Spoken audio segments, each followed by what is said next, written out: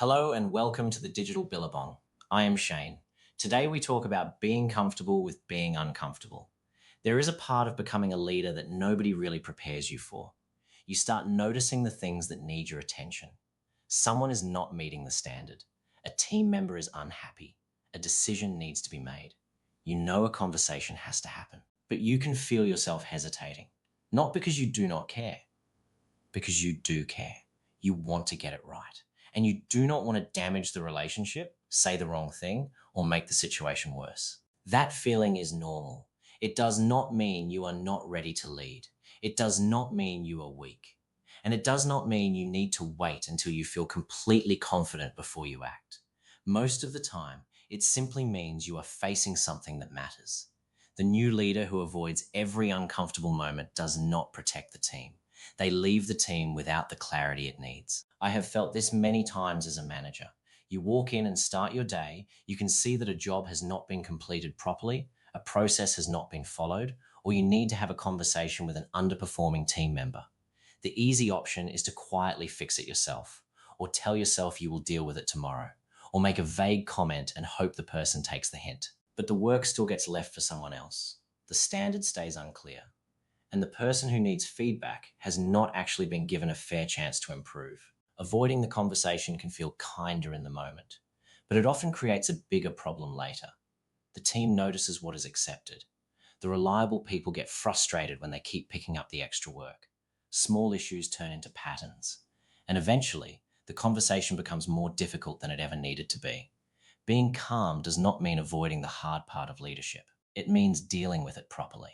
One of the biggest shifts you can make as a new leader is this. Confidence is not the absence of discomfort. Confidence is knowing that you can feel uncomfortable and still take the next fair step. You do not have to have the perfect words. You do not have to know every answer before the conversation starts. You just need to be clear about the issue, steady in the way you handle it, and willing to follow through.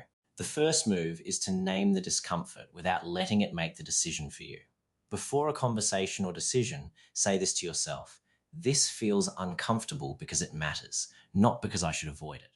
That small shift is useful because it stops you treating discomfort as a warning sign. Sometimes discomfort is a warning sign, but often it is simply the feeling of taking responsibility for something you would rather not have to deal with. Maybe you need to ask an experienced team member to change a habit. Maybe you need to tell someone their work is not meeting the expected standard. Maybe you need to give clearer direction than the previous leader did.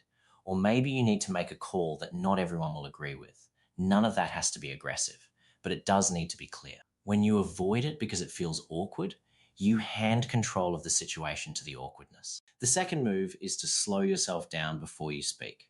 Not to avoid the conversation, to make sure you are leading it rather than reacting to it. Ask yourself 3 quick questions. What actually happened? What is the impact? What does good look like from here? If you can answer those 3 questions, you have enough to start a clear conversation. For example, do not walk into a conversation thinking they do not care. That is an assumption. Start with the fact instead. The close was incomplete and the morning team had to finish it. Then name the impact. That put extra pressure on the next shift and meant the area was not ready for customers. Then explain the standard. The expectation is that the close is completed before handover, or that you tell me during the shift if something is getting in the way. You do not need to sound like a human resources script.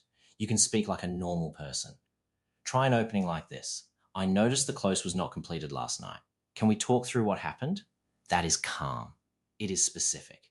And it gives the other person a fair opportunity to explain before you decide what needs to happen next. Clear is kinder than vague. Listening does not mean lowering the standard. It means making a fair decision with the full picture. You might discover there was a genuine issue. You might find a handover was unclear. You might realize the person was never properly shown what good looks like. Or you might find that the expectation was clear and the work simply was not followed through. Either way, you are in a better position to lead because you have facts, not guesses. The third move is to deal with small things while they are still small. This is where many new leaders get stuck. They wait because they want more confidence. They wait because they hope the issue will correct itself. They wait because they do not want to be seen as difficult. But early, respectful conversations are usually far easier than formal conversations after a pattern is built up. You are not creating a problem by addressing it. you are giving it a chance to improve. If the person understands the standard, agree on what happens next. You might say, from tonight, I need the close completed before handover. If there is a genuine issue, let me know during the shift so we can deal with it then. That is not a threat. It is a clear expectation.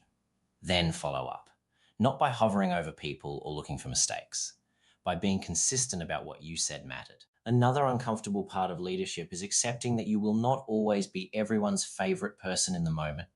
You can be respectful. You can listen. You can explain your reasoning. But you cannot lead a team well if every decision depends on keeping every person comfortable. Your job is not to win every conversation. Your job is to make fair decisions, communicate them clearly, and give people the support they need to meet the standard. There is an important boundary here. If you are dealing with safety, harassment, discrimination, misconduct, threats, or a formal performance matter, do not try to solve it with a simple coaching conversation from a general leadership video. Follow your organization's policy, document the facts, and involve the appropriate manager, human resources, safety, or professional support channel. Being willing to ask for support is also part of good leadership. The good news is that this gets easier, not because difficult conversations become enjoyable, but because every time you handle one calmly, you build evidence that you can do it. You learn that you can prepare, you can listen, you can be clear, and you can leave a conversation knowing you treated the person fairly, even when the message was not easy to hear. That is real leadership confidence. So when you feel that hesitation before a hard conversation or decision, do not wait for the discomfort to disappear. Name it. Get clear on the facts. Decide what good looks like. Then take the next fair step. This feels uncomfortable because it matters, not because you should avoid it. If you have a first conversation you have been putting off, download the free New Leader First Shift Conversation Planner below. It helps you prepare the facts, your opening words, and the next clear expectation before you start. And if you want a practical system for taking over a team, leading former peers, setting standards, and handling the first 90 days with more confidence, the First 90 Days Leadership Toolkit is linked below as well. Next, I will show you how to address poor performance without damaging trust.